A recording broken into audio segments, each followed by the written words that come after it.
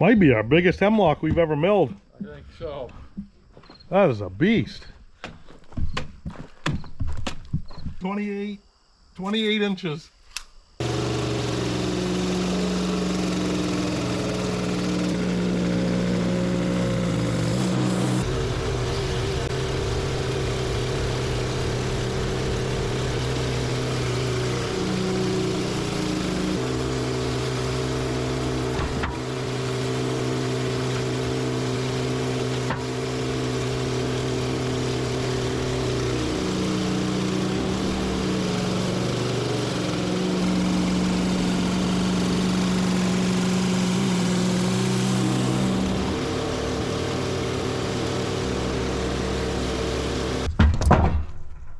What do you think of that, old boy?